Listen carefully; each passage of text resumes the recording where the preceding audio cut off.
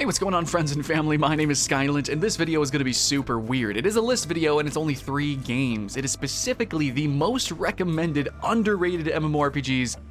Debatably the best MMOs of all time? Question mark? Yeah, I know, it's a little strange. Like, how could it be underrated and the most recommended? Well, that's because the really good games tend to have niche audiences. You know, very well positively reviewed games tend to just be hyper-specific and target the demographic, and they just completely focus on that. That isn't exactly a mass appeal, and sometimes you do need that for MMOs, especially since, you know, you need these games to kind of be circle-jerked over the internet and then propagated through word of mouth. So these games, I'm trying to get the word of mouth out there, and you guys are obviously trying as well in the comments below constantly, and that's how I can do this video. Even though I have not played these games extensively or anything like that, I am basically reciting what everyone has said in like anytime I do an MMO list video, someone's like, why isn't this game on here? Well, you should play this game. It's amazing. And so this is also kind of a vlog update. Yes, guys, I'm going to add to my to-do list these games. I'm going to be playing them. First impressions. Please join me. Let's make guilds. Let's have some fun. But these are the most recommended, underrated, hidden gem MMOs, RPGs that I guess apparently we should all be playing.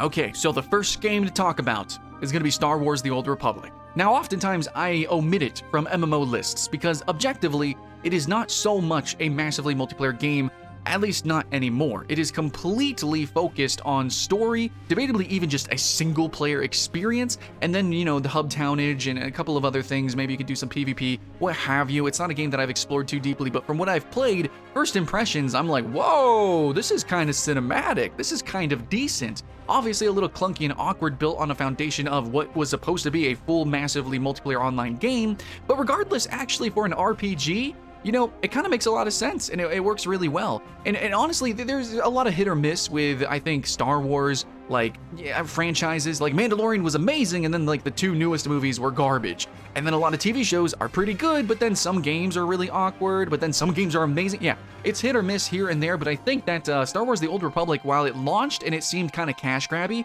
it has since found its following. People love the story. People are like, okay, you're doing a list on story-based MMO. You're doing a list on cinematic games or games to play MMO to play single player. MMOs that are just good experiences as just games themselves.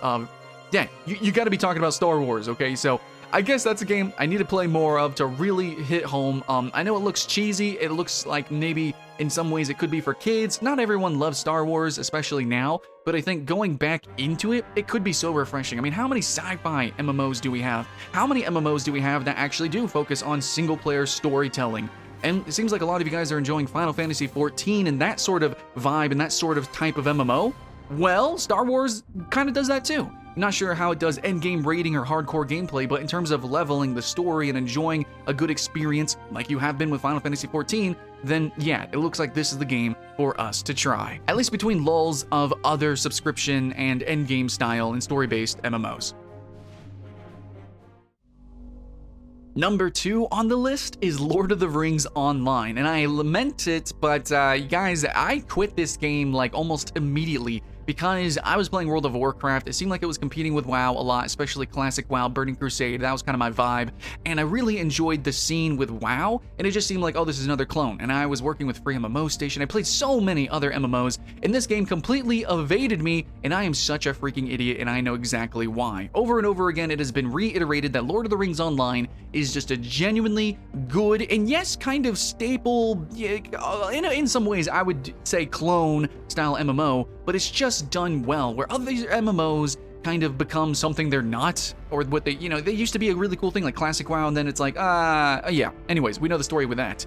So basically, Lord of the Rings Online seems like it's just a really fun leveling game that actually has genuinely good class systems, role systems, and I know some people, man, it's such a hard read to get into Lord of the Rings and, those books, those stories. The movies are really vague and awkward. It's, I think it's alluring, but in the modern day, modern storytelling, it is something that's a barrier to entry of like, I don't know, it seems nerdy. It seems like it's actually kind of a little too low fantasy, but the games are fantastic, and the games actually do have mechanically all the stuff that you expect from a good MMO, and it is slow-paced. It is a good leveling game, and basically, if you wanted a game that is kind of like a standard MMO, like EverQuest or World of Warcraft Classic, and obviously we've been missing that feeling and vibe lately because we just either get sandbox games or basically endgame-based MMOs, then I think it's time we go back to some of these older MMOs that we've missed, and Lord of the Rings Online is apparently the shining beacon, the lighthouse on the shore when we've been cast away to sea for so long. Finally, we have a game that we can come back to and call home, where the leveling is the end game. That is the game, that is the adventure.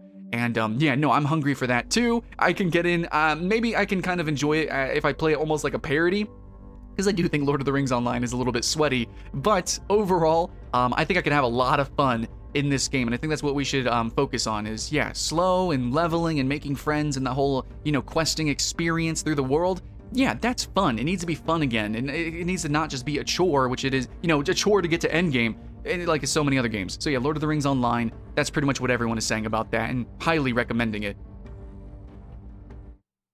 And finally, on the list, we have the most recommended PvP MMO, which is Warhammer. And this one is a private server, and I actually have a whole list of private server MMOs that I need to complete. I'm still running through them. Warhammer is the main factor in me even wanting to make that list, and also this list. Warhammer Return of Reckoning specifically is something that is constantly being recommended on forums, especially r/MMORPG, where people are like, what's a good PvP MMO? Because, like I've already said, a lot of the times we have just pure sandbox MMOs, or the PvP is like good as 1v1, not exactly as a massive scale kind of thing. So this game is basically World of Warcraft, which is funny because World of Warcraft was inspired by Warhammer and was even supposed to be a Warhammer game. Regardless, anyways, Warhammer is basically World of Warcraft if it kept the Warcraft. It kind of makes sense because that's the two franchises are completely linked.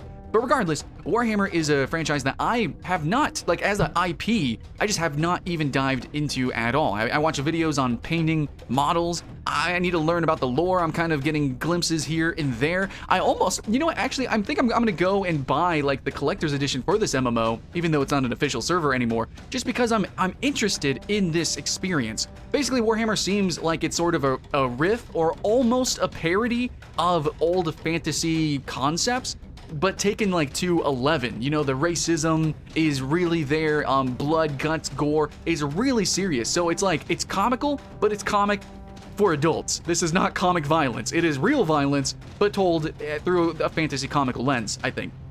Anyway, so the PvP in this game is like proper sieges, big faction versus faction warfare. They do host events, and they actually are consistently updating this game. I know it's a private server, but it is being consistently updated. Actually, they just added cities and did this whole like dwarf event thing. So really cool stuff there.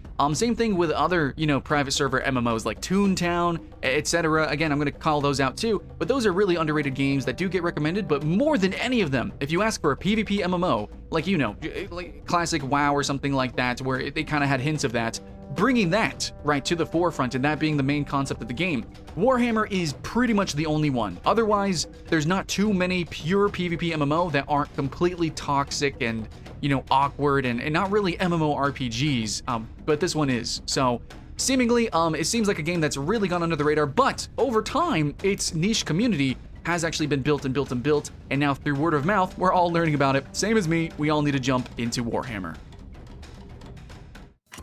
But that's going to be the three that I see just overwhelmingly repeated and regurgitated over and over again, but there definitely are more, and I've kind of, you know, teased some of them, you know, in this video. But if you want to shout those out, please let us know in the comments below, because that's what this list was about. It's because I'm a YouTuber and I hear all of your voices that I can actually put this list together and tell you guys, and then jump into these games and then record them and play them and show them off. So yeah, it's a friends and family show, guys. So help your friends and family. Let us know what cool hidden gem MMOs that we should be checking out. You know, even if it's mobile, actually, there are some mobile MMOs that are kind of legitimate. So we'll see, but look forward to more social and online competitive and cooperative gaming from this channel. Like and subscribe to keep the hype alive, and that's really all I can ask. I hope you had a good time. Much love, friends and family.